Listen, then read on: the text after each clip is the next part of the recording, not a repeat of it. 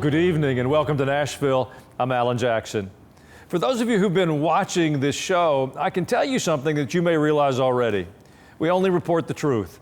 It's a pretty rare thing in the world of fake news, one-sided and AI-written stories, and a nationwide push to get people to click on content, any content, if it drives traffic.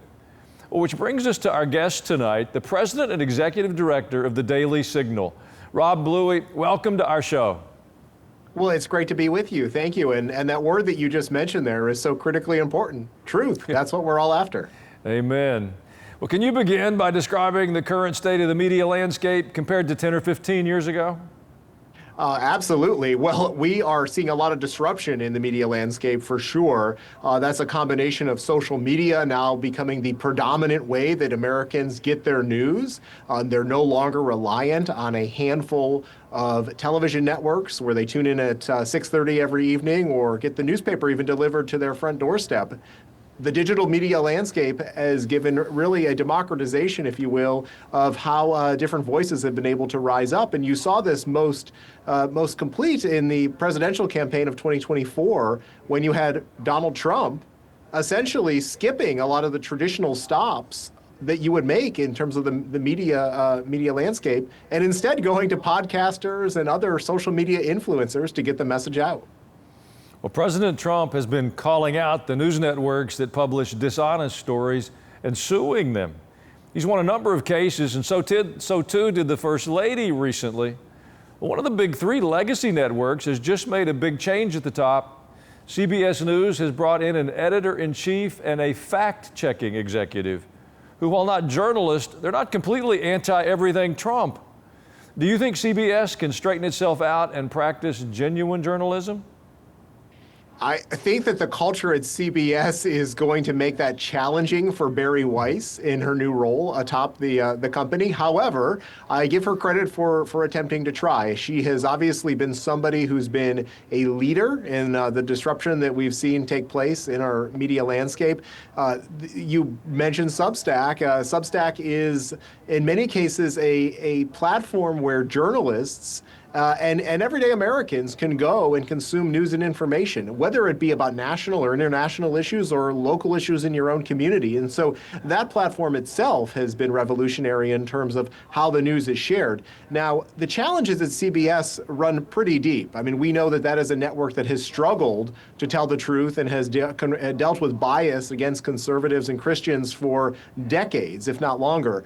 Bari Weiss will be in a position where she obviously has the trust of the ownership. David Ellison, the new owner of that company. Obviously, the merger and the acquisition went through over the course of the past few months. And so big changes are happening there. And they could have ramifications for some of the other networks as well if there is pressure or CBS all of a sudden decides that it can really put a new focus on the news and storytelling. Perhaps others will follow in their footsteps. Well, some people in the media business say that once they started having to compete with digital and social platforms, the quality of their reporting suffered. Is that true, or is that just an excuse for sloppy reporting? Probably a combination of the two. I would say that the digital and social media platforms that have emerged over the course of the last 15 to 20 years have certainly created more pressure on your traditional or legacy media companies. There's a lot more competition. And so in that environment, I think that there has been a little bit of sloppiness and a rush to get the news out with maybe not checking all of the facts or getting the information correct. I think that the challenge, Alan, is that, so much of what Americans hear the first time, they don't necessarily always hear the follow-up. So even if there is a correction or a change to the story, they're missing out on some of that information. And we see that unfortunately happen far too often. And oftentimes because many of these journalists who work in those environments come from a liberal or anti-conservative or anti-Christian perspective, chances are the bias is often against people like us. That's one of the reasons why we created our own platform at the Daily Signal, because we felt it was important to present a different perspective and a platform. And we've had subscribers gravitate toward us because I think that they are looking for that alternative. They understand that there are limitations to digital and social media. You can obviously, the onus is really on you as the individual to be skeptical and to seek out the sources that you can trust. So if there are brands that can step in and fill that void, I think that there's a great opportunity for them to succeed. Why is it that so many newsrooms are made up of people with a passion for progressive ideas? Listen to Joe Biden's former press secretary. Donald Trump is attempting to sell a lie that Chicago is overwhelmed with violence and terror in order to justify deploying U.S. troops onto the streets of that city. But the reality is there is not a big violent mayhem in Chicago, but there are residents getting disappeared off the street by ICE. If you have a former press secretary that didn't tell the truth in the White House, why should we believe her now that she's hosting a show? Well, I think you do need to be a critical thinker. You need to be skeptical of things like you just heard. And to go back to your question, I mean, I've seen firsthand in my own experience. I graduated with a journalism degree, and from the moment that I started my college career, there was an effort on the part of professors at this particular college where I attended to, I think, indoctrinate those young, impressionable minds in a direction that skewed against the values that certainly I personally held dear. And so if you are taught from that very moment that this is okay and that you can present your agenda, even if it's a lie to the American people, naturally you're going to find yourself in a situation where certain individuals end up in a position where they're hosting shows on MSNBC or they're leading newsrooms at major newspapers or other outlets. And so I think that the problem has been building for a number of years. I think that there are efforts on the part of conservatives and Christians to try to rectify that by having strong journalism schools where they are training the next generation to really focus on being truthful. One of the things that I always tell our team at the Daily Signal is, look, we are unabashedly conservative. We state that from the get-go. Anybody who goes to the Daily Signal knows that who we are. And I just wish that more journalism outlets would be upfront about any biases they have instead of trying to pretend they're something that they're not. And I think that's precisely why the American people see through it and why when polls come out about trust in media, you see those numbers declining year after year. You know, despite the imbalance, there are close to a dozen news sites that lean to the right. Fox, Newsmax, One America, The Daily Caller, Breitbart, and others, plus a host of podcasters. Are we starting to see some better balance overall? We are. When I started in journalism, you could probably count on one hand or two the number of conservative news outlets.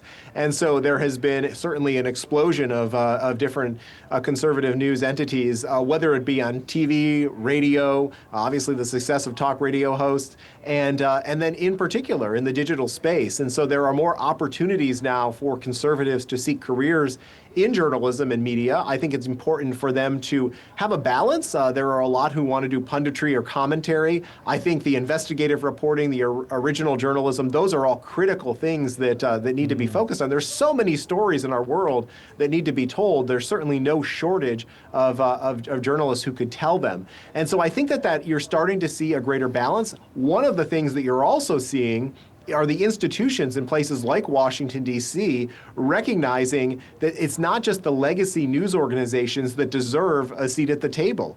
This has been most profoundly on display for the American people with the Trump White House. They created a new media seat, and the first question in every press briefing that Caroline Leavitt does goes to that new media reporter. The Daily Signal's Elizabeth Mitchell has been in the seat a couple of times, and it's been great to have that opportunity to ask a question in a forum like that, whereas in the past, oftentimes you would never get called on or never even have the opportunity to sit in that room. Well, Rob, we need to take a short break. Can you stay for another segment? Absolutely. During the break, please send me your thoughts on the media by clicking on ajnow.com. You'll see an easy-to-use tab on the homepage. I'll be back in just a moment.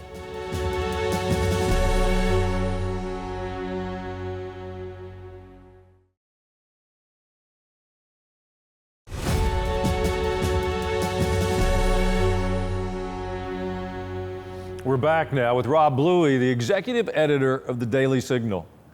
You know, we often hear that a big part of the news is now distorted because of the corporate ownership issues and a lack of editorial independence. The Washington Post with Jeff Bezos, the New York Times with Mexico's Carlos Slim. Well, what are you seeing, and is there any easy way for viewers and readers to be aware of what might be going on? Oh my goodness, that's such a good question that you pose there, because we have seen a consolidation and really a corporate takeover of so many of these institutions, the ones that you mentioned and others, for the fact that ABC is owned by Disney, for instance, right? And so the policies of those major corporations oftentimes will have an impact on the news that is reported. One example of that, I mean, even at ESPN, Sage Steele, remember her controversy during the COVID pandemic, where she wanted to resist getting the vaccine and ultimately ended up in a lawsuit against her employer on it. And so, yes, there are implications when you have situations like that. When it comes to editorial judgments, I think that there are challenges there as well. We used to work very closely with Cheryl Atkinson, who started at CBS News and spent a long time there, and ended up leaving CBS News because she wanted that independence and freedom to pursue stories that maybe the corporation preferred that they not. I think this is one of the reasons why you've seen a move afoot by so many, even who worked for those corporations, to launch their own independent brands. Now, some of them have not been on their own choice. For instance, I think of Don Lemon at CNN, Chuck Todd at NBC.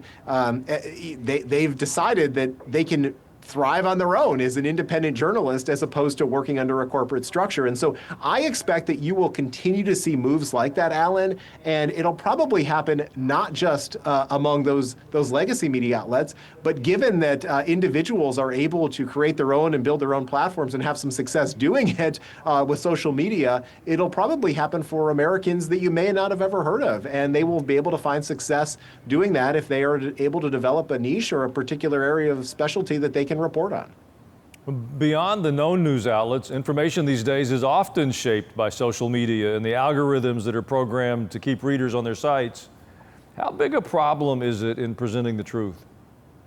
It's a challenge. Those algorithms do not necessarily work in our favor. I can tell you that dating back to when the Daily Signal was founded in 2014, at the time, the bulk of our traffic, an overwhelming majority of the traffic, came from social media sites like Facebook. But as they tweaked and manipulated the algorithms in the years following, it became increasingly difficult to get the news out to our subscribers and supporters through those platforms, because they were being served content exactly as you said, that Facebook wants to retain them on its website or Instagram or whatever platform it might be. So you have two situations develop. Number one, what we call filter bubbles. They're only seeing news that they might necessarily agree with or have a strong reaction to. And secondly, they're not necessarily trusted sources where they're getting their news and information. And this is why I think if you look at President Trump, who obviously is somebody who is a divisive figure in the eyes of the left,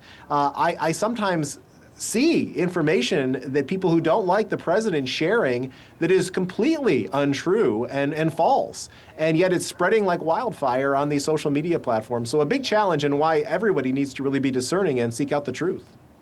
In addition to the social media manipulation, the Chinese and Russians, among others, have been meddling with the stories we get. Is there any way to know what's wholly made up overseas versus news that we can trust? It's a challenge, even for those of us who are working in the industry. So any individual who might confront this content, I think, is going to face a hard time doing it. I think one important tip for viewers today is just be aware that there are actors, whether they be domestic or foreign in nature, who have an agenda, and their agenda is sometimes at odds with what your values might be.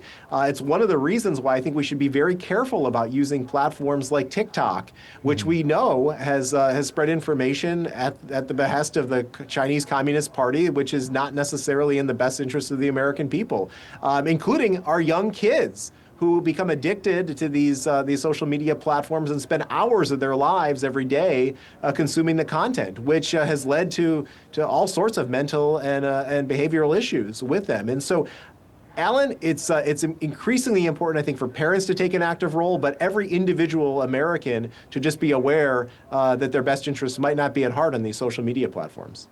Well, before we run out of time, can you tell our viewers what they can do to stay informed with the truth and just not get lost in the clickbait?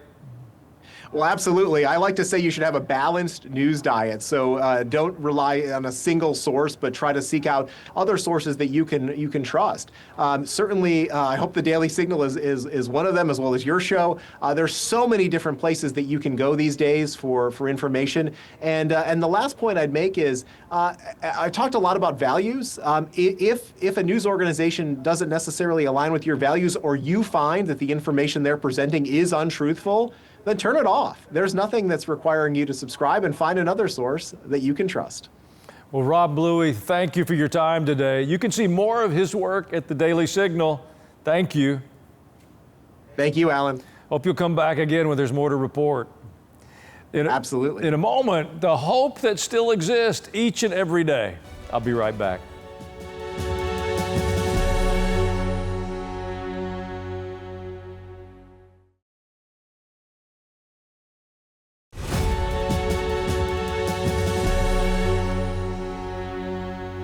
The role of the media in our lives is so important.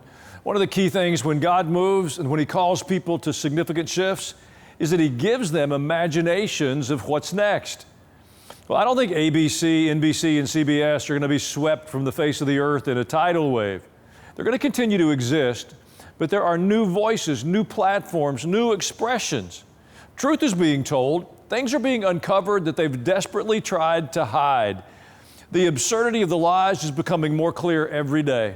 Listen to these recent MSNBC headlines and how they frame the administration's attempt to restore law and order in cities where violence has been plaguing their citizens. One headline says, when it comes to Trump's war on cities, he doesn't have the courts or the people on his side. Another headline said, neighbors push back as Trump's ICE army terrorizes Chicago suburbs. The use of the word terrorizes is not accidental. This is not just a political issue. We have to understand this season in spiritual terms. When everyone is left to make their own determinations of what is true, we'll quickly find out that we're living in the midst of the theater of the absurd. Our goal for this program is to serve you by presenting you with the truth, providing a biblical worldview which doesn't shift based on the whims of culture or even personal opinion. So tell a friend, spread the word. The reality is God is moving in the earth, and we as Christ followers must track with Him. Find the courage to tell the truth and let our voices be heard in the public square. Now that will bring hope. Well, I'll be back with your emails in just a moment. Stay with us.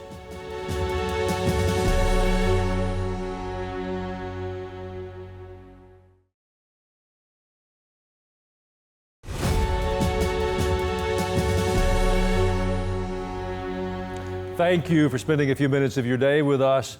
Just a reminder, you can always go to ajnow.com. If you miss a live episode, there's a full archive there. You can sign up for our weekly brief. It's just an update on the program and what's happening, what we'll be doing next. And I thank you for your emails. They are always a highlight for our team. Pamela H. in Oregon emailed, I want to thank you for recognizing veterans today on your show and for having the head of the VA, Doug Collins, on to discuss the role that the VA plays in veterans' lives. I'm a former employee and also a wife to a 20-year veteran. I think our veterans need more recognition, and I think that you're the only program I've viewed lately that did just that. It's appreciated very much.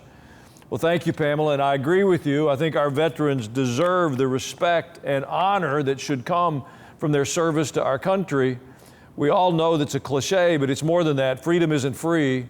It's built on the sacrifices of people, and we're the beneficiaries of that. We should at the very least be grateful. A viewer in Pennsylvania wrote, lots of preachers are saying that we're at a crossroads in history. We need a revival. Can you please explain what they mean? Because I'm not seeing any evidence of people turning to Jesus around here. Well, I can comment on that. I think the crossroads piece is pretty clear. I think we're at an inflection point. We can't continue with the value systems that have been growing so rapidly in recent years. They're making things confusing that really are not confusing. Marriage between a man and a woman, biological sex, those are not confusing issues. and yet we've institutionalized the confusion and abandoned our children to some rather horrific mutilation by the healthcare industry. We can't let those trends continue and imagine that we will prosper. On the other hand, the revival that we say, I think God is moving, there are hearts being changed, but it isn't happening in the traditional settings. It isn't happening predominantly in the churches or coming from the pulpits. But we see God moving in some remarkable ways. Charlie Kirk's funeral recently, we heard the gospel proclaimed by a whole group of people who weren't preachers, but they told the truth. God's moving, keep watching. And finally, Silas in Oklahoma wrote in, I'm a 62-year-old man, I have chronic COPD that I got from smoking cigarettes. I can't leave my house except to go to the doctor, and I can't walk much more than 30 feet. My question, if they're going to make America healthy again, why has no one tried to get rid of cigarettes? It's a good question, Silas. It seems to me that every generation has to learn for themselves. And the young people can't always heed the warnings that we give them, so we're going to have to face those challenges. Keep using your voice. Maybe they will listen. Thank you for spending a few minutes with us. I'm Alan Jackson, and you have a wonderful evening.